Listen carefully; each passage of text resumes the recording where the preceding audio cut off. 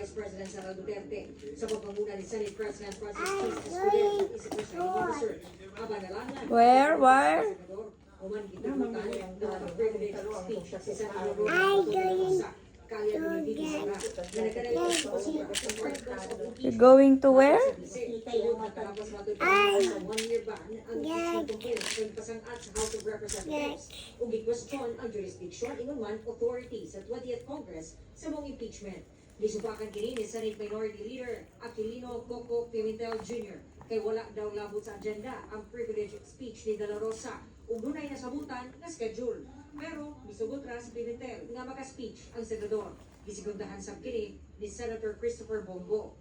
Hinuon giamyandahan na lang ni Senator Alan Peter Cayetano ang motion na i-remand o ibalik na lang ang impeachment case sa Kamara kay walay oras aron debatehan kini. Sa maong amended motion, ipaklaro sa Senado ngadto sa Kamara ang legalidad sa articles of impeachment apan wala daw kini nagpasabot nga gidismiss na ang kaso. 18 ka senator judges ang pabor, 5 ang misupa. Out dismissing or not terminating the case until such time that one, the House of Representatives certify to the non-violation of Article 11, Section 3, Paragraph 5 of the Constitution. The motion of Senator Cayetano is carried.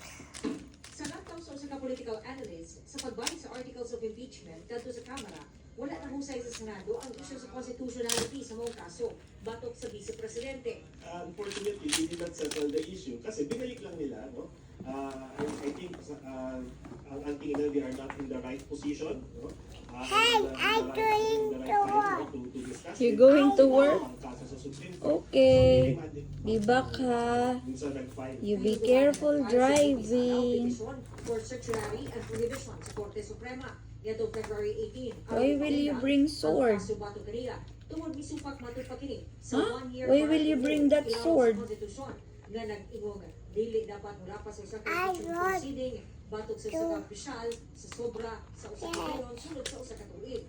Duna matud pa daw kinahanglan karon o galing mula hosted kini sa 20th Congress. Kung 20th Congress ba, is it proper na the complaint is coming from the 19th Congress and then 20th Congress yung magka-trial? Na kung 20th Congress na magpapile ba tayo ulit ng bagong impeachment or itutuloy lang natin ito? Dugang ni Vileno, wala pa'y kasiguruduhan sa karon kung malusog ba ang impeachment trial o dili. Aban o galing ginayon, sumala ni Vileno, magdaog na sa numero.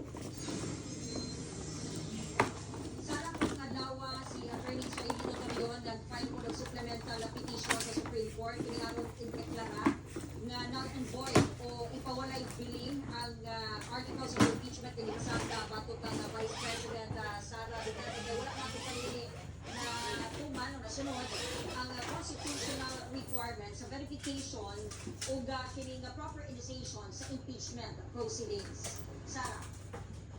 Okay, daghang salamat, Jody Esteban.